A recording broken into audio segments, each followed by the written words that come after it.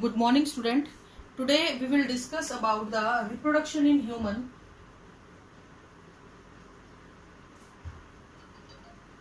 As we all know that humans are unisexual organism.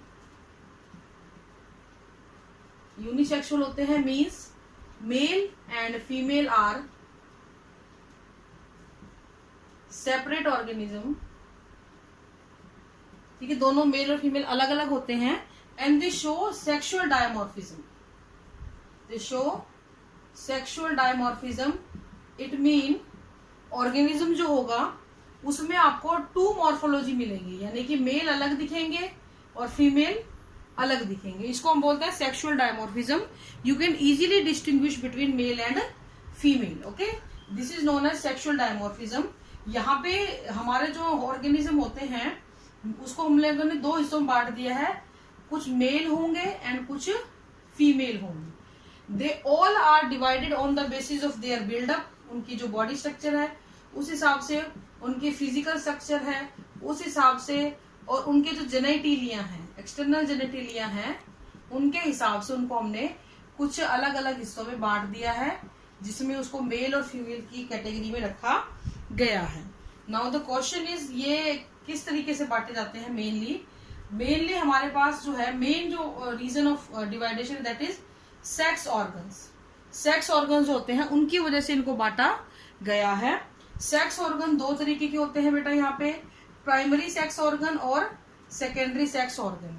Primary sex organ वो होते हैं which produce the gametes, जो gametes को produce करते हैं और हार्मोन को प्रोड्यूस करते हैं, प्रोड्यूस द हॉर्मोन्स. ठीक है. दूसरे सेकेंडरी और सेक्स ऑर्गन क्या होते हैं? जो हेल्प करते हैं इन ट्रांसपोर्टेशन ऑफ गैमेट. ठीक है, गैमेट के ट्रांसपोर्टेशन में ये हेल्प करेंगे. तो इस तरीके से इनको हमने बांट दिया है. अगर हम सेक्स ऑर्गन की बात करें मेल के अंदर, तो दे हैव टेस्टिस, और इसके पास जो हार्मोन होगा वो होगा testosterone. Testis produce the sperm as well as the hormone testosterone. इसी तरह अगर हम फीमेल की बात करें, female have ovaries which produce ovum as well as oestrogen hormone. तो इस तरीके से गैमेट्स और हार्मोन्स को प्रोड्यूस किया जाता है प्राइमरी और सेकेंडरी सेक्सुअल ऑर्गन के द्वारा. इन ऑर्गन की वजह से ही हमने ऑर्गेनिज्म को दो हिस्सों में बांट दिया है, एज वी ऑल नो. ठीक है, नेक्स्ट आता है बेटा आपका, इनके ऐसे कौन से कैरेक्टर हैं. ठीक है, जैसे ही कोई भी ऑर्गेनिज्म प्यूबेरिटी अटेंड करता है, प्यूबेरिटी होती है the period of sexual maturity, the time period of sexual maturity. वो टाइम जब कोई बच्चा, जब कोई इंडिविजुअल सेक्सुअली मेच्योर होता है, जब उसकी बॉडी ऑर्गन्स डेवलप होने शुरू होते हैं और इसके अलावा जो उसकी बॉडी है वो सेक्सुअली मेच्योर होनी शुरू होती है, उसको हम बोलते हैं प्यूबेरिटी. इस दौरान ऑर्गेनिज्म मेच्योर होगा. क्यों होगा? Under the influence of hormones. तो इस दौरान हार्मोन का इन्फ्लुएंस बॉडी के ऊपर बहुत ज्यादा होता है, और इन हार्मोन की वजह से ही बच्चों के अंदर सेकेंडरी सेक्सुअल कैरेक्टर्स डेवलप हो जाते हैं. सेकेंडरी सेक्सुअल कैरेक्टर्स डेवलप होते हैं, और इन सेकेंडरी सेक्सुअल कैरेक्टर की वजह से ही ऑर्गेनिज्म आपको अलग अलग लगते हैं. हमने मेल और फीमेल दोनों के सेकेंडरी सेक्सुअल कैरेक्टर्स को हम लोग डिस्कस करेंगे यहाँ पे बेटा. मेल सेकेंडरी सेक्सुअल कैरेक्टर कौन कौन से होते हैं? मेल में क्या होगा? सबसे पहला बियर्ड और मुस्टैच, दाढ़ी मूछ आना शुरू हो जाएंगी. दूसरा क्या होगा? शोल्डर ब्रॉड हो जाएंगे, broadening of shoulder, shoulder broad हो जाएंगे.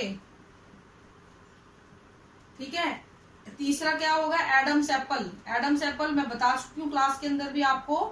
एडम्स एप्पल होता है बेटा एक उभार सा, यहाँ पे बोन सी डेवलप होती है, जो सिर्फ मेल में होती है, फीमेल में नहीं होती है. Adam's apple. फोर्थ आता है अग्रेसिव बिहेवियर. बिहेवियर में चेंज आएगा, थोड़ा अग्रेसिवनेस आती है बिहेवियर में. जरूर अग्रेसिवनेस का मतलब ये नहीं कि लड़ना ही लड़ना है, अग्रेसिव में थोड़ा सा गुस्से स्वभाव हो जाता है. प्यूबिक हेयर आ जाते हैं. Hair on chest and armpit,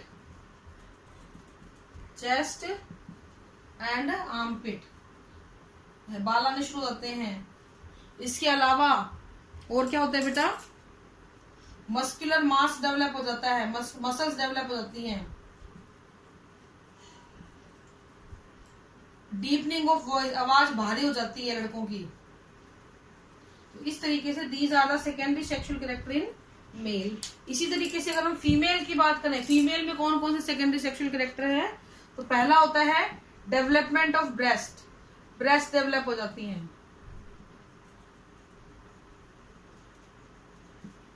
दूसरा होता है onset of menstrual cycle, menstrual cycle start हो जाता है।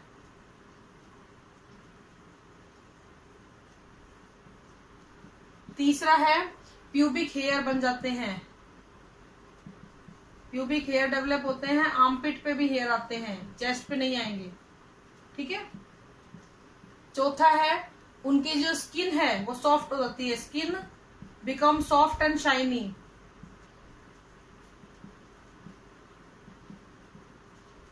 आवाज हाई पिच की हो जाती है, हाई पिच वॉइस, चिल्लाएंगे और तेज कानों पे जाएंगे आवाज, हाई पिच हो जाती है साउंड उसकी, ठीक है। इसके अलावा जो फैट डिपोजिशन है पेल्विक रीजन में वो ज्यादा होता है, fat deposition in pelvic region is मोर,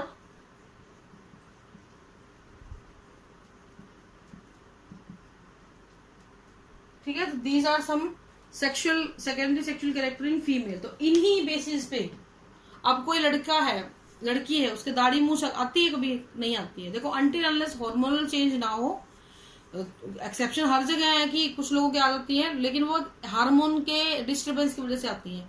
अगर एक नॉर्मल वे में हार्मोन काम कर रहे हैं बॉडी के तो ऐसा नहीं होता है कि कोई दिक्कत आए, ठीक है। तो अब इन्हीं कैरेक्टर के बेस पे हमने डिस्टिंग्विश कर लिया। आप एक छोटी पहली दूसरी क्लास में आप जाओ, वहां पे बहुत सारे बच्चे होंगे, you can not distinguish between male and female. अगर सबने पैंट शर्ट पहनी हुई है तो आपको नहीं पता लगेगा, लेकिन एक बड़ी क्लास में जब आप जाते हो तो आप इजीली डिस्टिंग्विश करते हो, और वो किसकी हेल्प से होता है, इन सेकेंडरी सेक्सुअल कैरेक्टर्स की हेल्प से आप इजीली उनको डिस्टिंग्विश कर सकते हो, हु इज मेल और हु इज फीमेल। तो this is all about the secondary sexual character in organism. Tomorrow we will discuss about the male reproductive system. This is all for today. Thank you and have a nice day.